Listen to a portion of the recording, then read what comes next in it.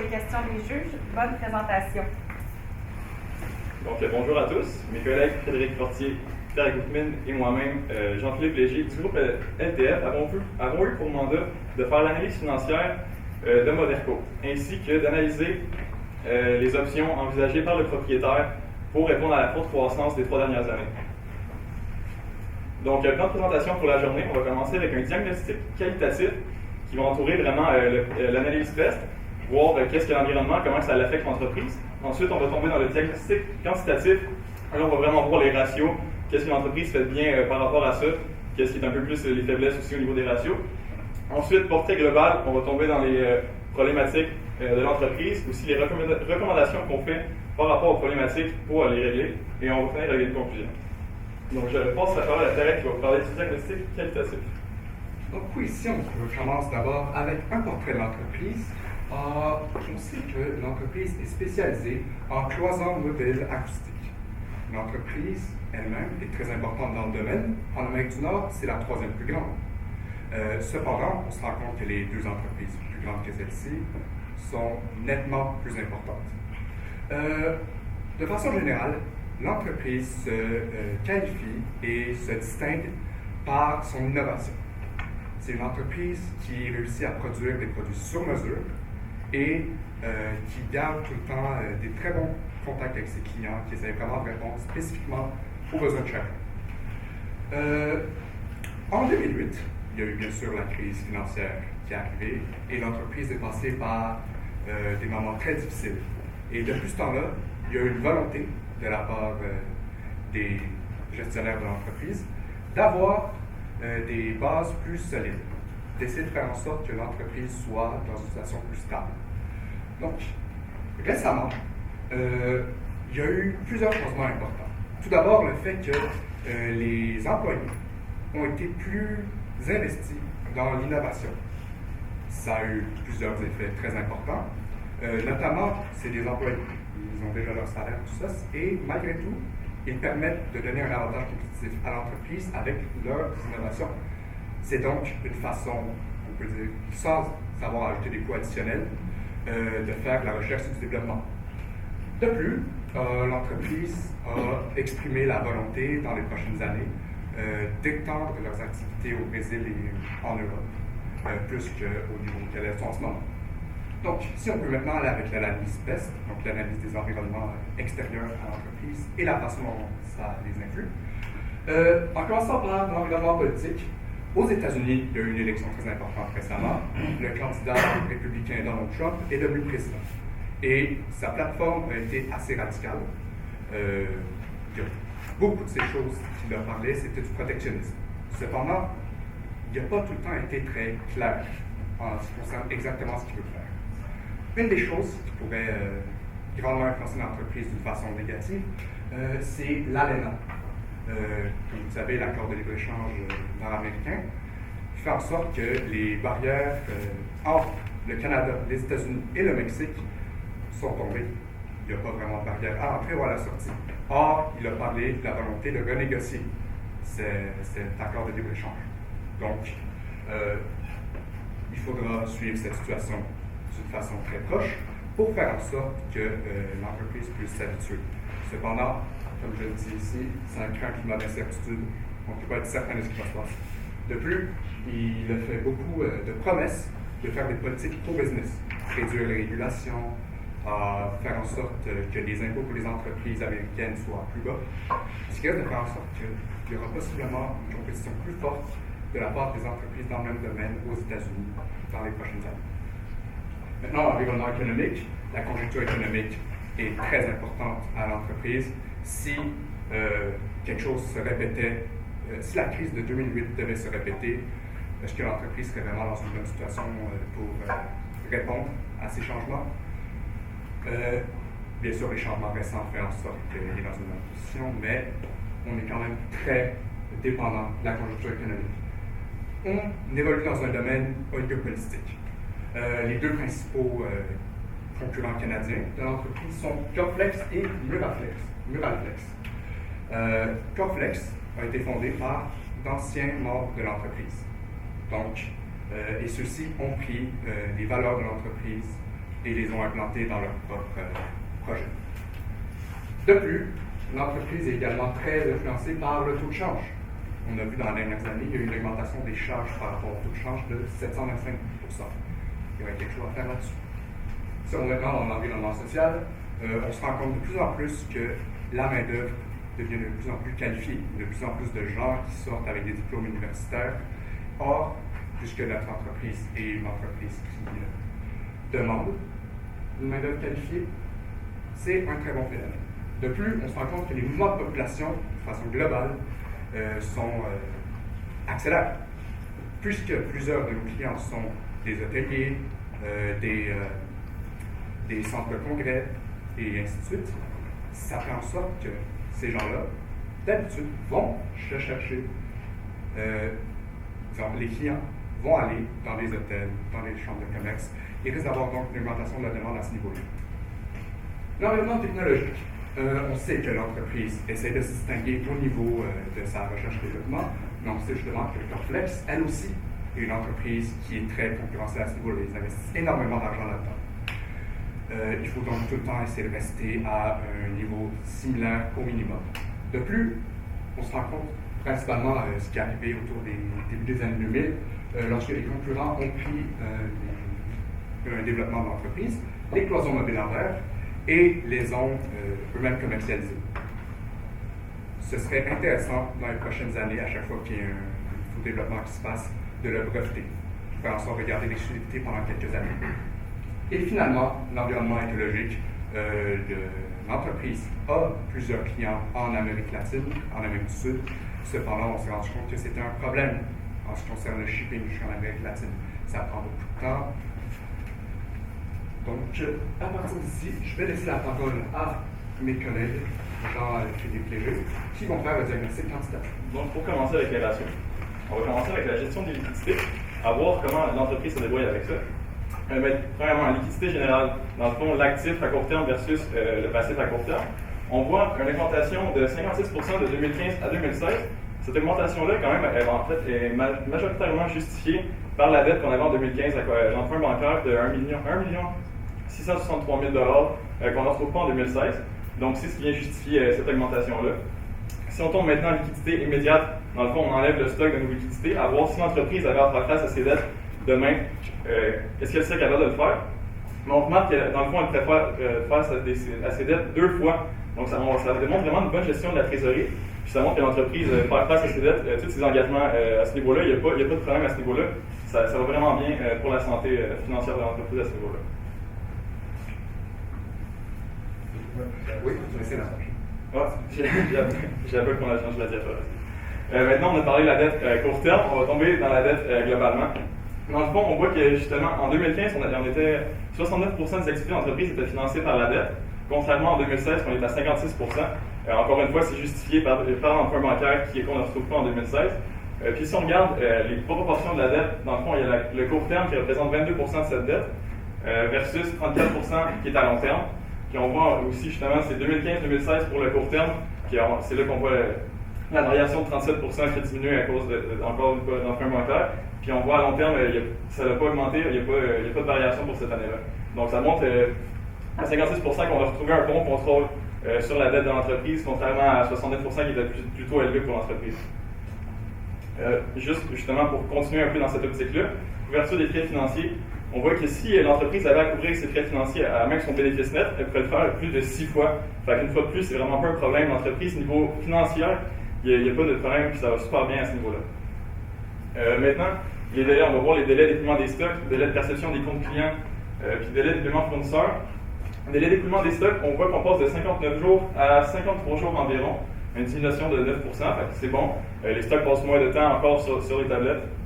Mais c'est un peu au niveau des délais de perception de clients que ça se gâche un peu. Même si on a une diminution de 30%, on passe de 100 jours, environ 100 jours à 73 jours pour recouvrir les comptes clients. Ça reste quand même assez élevé d'attendre 73 jours après avoir fait notre vente pour retrouver l'argent de nos clients. Donc, en plus, on sait qu'on a 2 clients qui représentent environ 24% de nos comptes clients. C'est une grosse partie, c'est beaucoup d'argent. Ça serait fun d'avoir cet argent-là, de remettre dans des liquidités tout de suite, pouvoir le réinvestir, puis justement pas avoir à financer nos stocks pendant ce temps-là. Délai des paiements fournisseurs, parce que nous, on regarde, justement, on paie en moyenne en 33 jours nos fournisseurs. Ça a une légère diminution de 2% qu'on paye plus vite. Mais fait que dans le fond, ça c'est bon, on reste stable à ce niveau-là. Puis c'est ça l'affaire, c'est que justement, vu que nos clients prennent beaucoup de temps avant de nous payer, ça fait qu'en moyenne, on doit financer nos stocks pendant plus de 93 jours. Donc c'est quand même beaucoup de temps que c'est de l'argent qu'on doit financer, des frais financiers, puis des coûts reliés à l'entreposage du stock qu'on aimerait éviter, qu'on aimerait avoir une meilleure gestion à ce niveau-là. Donc je vais passer la parole à Frédéric qui va vous parler de la gestion des actifs. Parfait, merci Jean-Philippe. Comme vous pouvez voir pour la gestion des actifs, je vais vous présenter le taux de rotation des actifs. En 2016, l'entreprise génère 1,78 $ de vente pour chaque dollar d'actifs qu'elle possède. Ça, c'est très, très intéressant à évaluer, puisqu'en 2015, c'était 1,5 $ de vente pour chaque dollar d'actifs. C'est une augmentation de 19%. Cette augmentation-là, ça démontre très bien que l'entreprise gère très bien ses actifs pour générer des ventes. C'est très intéressant, comme on va pouvoir voir dans nos recommandations plus tard. Les forces et faiblesses qu'on a relevées de cette analyse quantitative-là, c'est la gestion des liquidités. Comme on a pu voir, la gestion des liquidités est au-dessus des normes. C'est très facile d'aller recouvrir nos dettes, etc. Comme on peut voir, la structure d'endettement aussi est très forte. On peut faire face à nos frais financiers, l'entreprise n'est pas trop endettée. C'est une force très remarquable. Le taux de rotation des actifs aussi, comme je vous ai dit, l'entreprise génère beaucoup de ventes pour chaque dollar d'actifs qu'elle possède, donc c'est une productivité quand même assez bonne. Ensuite, les faiblesses qu'on a pu voir, c'est le délai de perception des clients. Comme Jean-Philippe a dit, c'est quand même long à recouvrir notre argent de nos clients. Ça peut engendrer des risques face à ça, de ne pas avoir notre argent ou d'avoir financé nos activités à partir de notre fonds de roulement. Ensuite, le délai d'écoulement des stocks, c'est une autre faiblesse qu'on a vue. Les stocks ils restent quand même longtemps sur nos tablettes, comme Jean-Philippe a dit encore. Ça engendre des coûts qui pourraient être évités justement si on pouvait mettre l'emphase sur l'amélioration de ça. Comme portrait global de l'entreprise, je vais passer la parole à Tarek qui va faire une analyse FFOM de ce qu'on a relevé durant toute notre analyse. Donc, je vais faire l'analyse FFOM, l'analyse des forces, des faiblesses, des opportunités et des menaces de l'entreprise. On a réalisé, en ce qui concerne les forces, que l'entreprise a une culture d'innovation très forte. Elle est capable de se démarquer des compétiteurs et vraiment répondre aux besoins des clients. De plus, son financement, c'est également un domaine dans lequel l'entreprise fait bien. On a pu voir qu'il y a eu une diminution de la dette assez importante.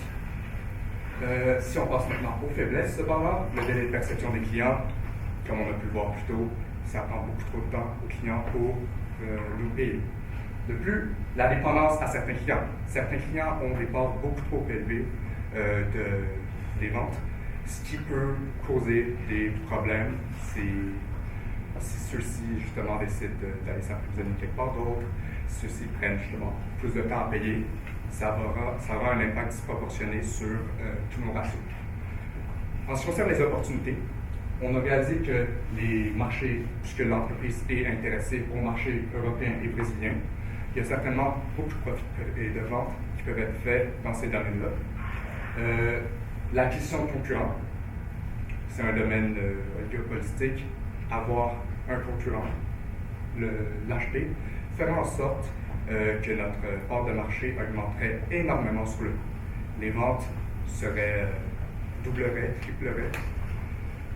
Maintenant, une autre et la dernière opportunité, c'est la faiblesse du dollar canadien.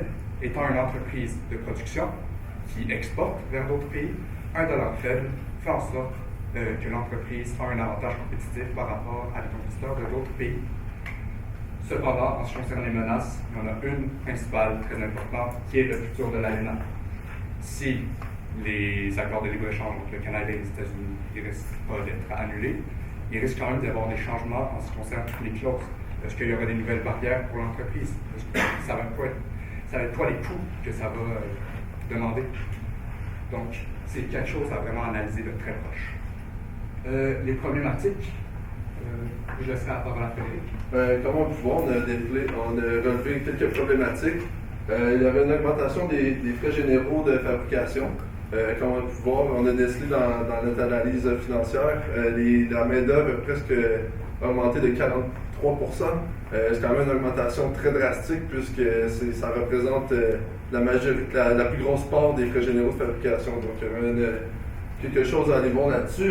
Ensuite, il y avait la dépendance de quelques clients clés. Il y a des fournisseurs aussi clés qui ont des parts très importantes dans notre approvisionnement et nos ventes. On va passer aux recommandations. On a établi un panel de 3 recommandations pour vous. La première va comme suit. On vous propose d'acquérir votre principal concurrent canadien, Corflex, qu'on a parlé plus tôt. Dans le fond, cette entreprise-là, c'est des employés que vous avez déjà eus.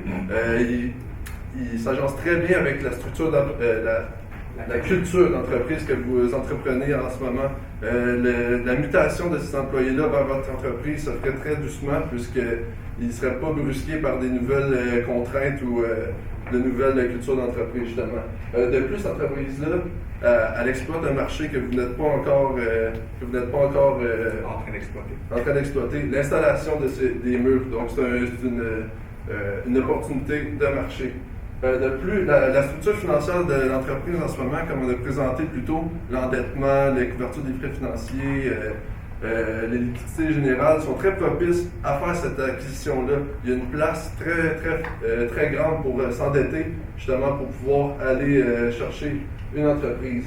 De plus, les actifs qu'on possède, on les exploite très bien.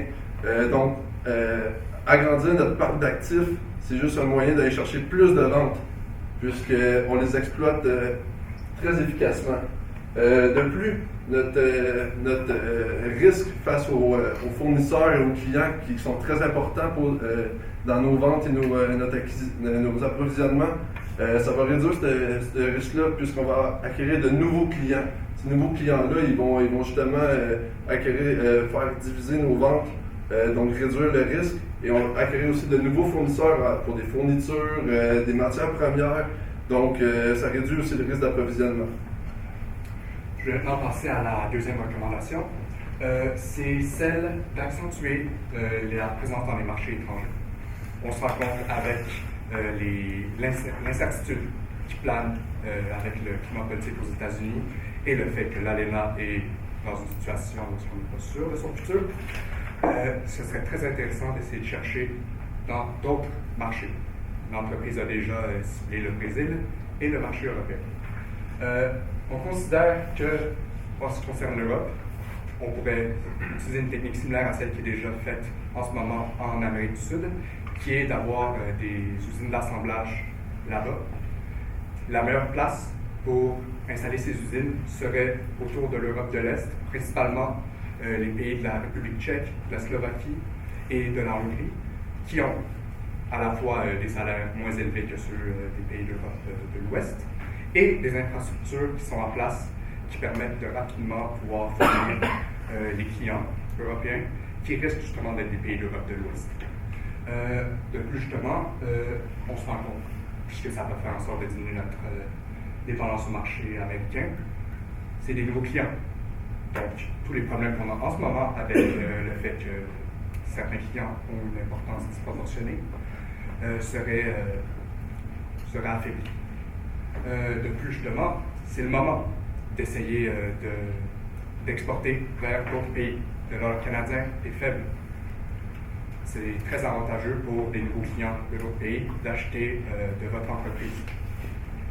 Et finalement, ça ferait également en sorte, si on utilise un swap de devises, de réduire les risques par rapport à cela. Comme on a pu le voir, il y a eu une augmentation très importante en pourcentage. Okay, notre troisième recommandation, qu'est-ce qu'on vous recommande, M. Julien, c'est de développer des indicateurs de performance pour améliorer la productivité. Ça, dans le fond, le principal défi que vous avez relevé depuis la création de votre entreprise, justement, c'est la gestion des ressources humaines. C'est un défi qui est quand même de taille. En fond, implanter des indicateurs de productivité, ça va aider à ce que les employés sachent qu'est-ce qu'on attend d'eux, faire des rapports sur leur productivité. Aussi, c'est la continuité des efforts de restructuration que vous avez entrepris depuis les dernières années. Comme on a pu voir, il y a une baisse des frais administratifs de 6,4 ensuite, les frais de vente ont augmenté de seulement 6 par rapport aux ventes qui ont augmenté de 11,7 Donc, l'effort a été très considérable et a eu un bon effet. Ensuite, ça va avoir Le temps est maintenant écoulé. La durée de la présentation fut de 20 minutes. Nous passons maintenant à la période de questions de 5 minutes. Donc, vous pouvez nous dire qu'au Brésil, on ouvre non, en Europe. En Europe de l'Est. Ouvrir une usine? Ouvrir des usines d'assemblage. Donc, la production resterait encore au Québec et dans les installations qu'on a déjà. Mais, comme on a pu le voir, c'est déjà une technique qui est utilisée en ce moment en Amérique latine. On a vu qu'il y avait des usines d'assemblage en Argentine, au Chili. Et on fait affaire avec un partenariat licencié ou on a nos propres actifs en Europe de l'Est? La meilleure façon de faire serait bien sûr de faire affaire avec un partenaire en Europe, quelqu'un qui connaît déjà le marché. Mais. Un licencié, donc ça va. D'autres questions? Oui, je voudrais juste confirmer avec vous l'analyse derrière le fait que vous avez décidé de ne pas traiter deux des éléments, deux des options. Non, en fait, c'est des options qu'on n'envisageait pas pour l'entreprise, c'est qu'on ne trouvait pas pertinente. On a trouvé qu'en fait, l'entreprise était en très bonne santé et donc le fait de la vendre, je pense pas que c'était super intéressant vu que les ventes étaient au rendez-vous, la croissance était au rendez-vous. Je pense qu'il y a juste un potentiel d'exploitation là, pour justement augmenter ces ventes-là, puis faire des acquisitions, puis prendre de la valeur. Je pense pas que c'est quand on est dans notre pic de croissance que c'est le temps de vendre. De plus, justement, il y avait la possibilité d'acheter Salisport. Cependant, on considère que puisque ce n'est pas le domaine dans lequel l'entreprise est spécialisée, elle devrait quand même se concentrer sur ses forces. Parce que clairement, l'entreprise a beaucoup de force au niveau de la production, sa culture d'innovation. Donc, on pense vraiment qu'elle devrait se concentrer sur ce qu'elle fait de bien. Vous avez mentionné que l'entreprise a une grande place, en tout cas pour le financement et l'endettement. Ça reflète en gros les deux premières recommandations qui sont d'acheter un concurrent en plus d'aller faire du développement à l'international. Donc ça engendre beaucoup de frais à l'entreprise. Combien vous estimez à peu près qu'on pourrait monter notre niveau d'endettement suite aux états financiers que vous avez vus? En fait, même quand on voyait, mettons en 2015, qu'on remet la dette, on voit le taux d'endettement qui était à 69 l'entreprise n'avait pas de misère à faire face à ses frais financiers encore là. C'était pas un problème pour l'entreprise, elle avait pleinement. Ça aurait été un peu risqué d'aller chercher plus haut. Par contre, l'entreprise n'avait pas de problème à ce niveau-là de faire face à ses dettes. C'est vraiment pas un problème pour l'entreprise. On pense que ça va faire retourner dans des situations un peu similaires. Deuxième volet à ma question, vous trouvez que l'entreprise est assez forte au niveau opérationnel pour se lancer dans les deux projets, dans ces projets-là, suite à votre analyse? Alors, on pense que justement, en ce moment, c'est des conjectures maximales. Là. On a vu que les ratios financiers sont en super bonne santé. La position sur le marché est quand même très forte. Il y a une possibilité d'acheter un concurrent. Je pense que c'est juste un moyen de grossir nos parts de marché, justement. Surtout si on veut continuer dans la croissance déjà là qu'on a depuis 3 ans. Si on veut aller chercher encore plus, toutes les opportunités sont alignées selon nous pour aller chercher un concurrent. Et ainsi, c'est sûr qu'on voulait vous mentionner à la fin, on a manqué de temps, mais on va recommander la première recommandation, c'était d'acheter votre concurrent Corflex. OK. Merci. Bon. Merci.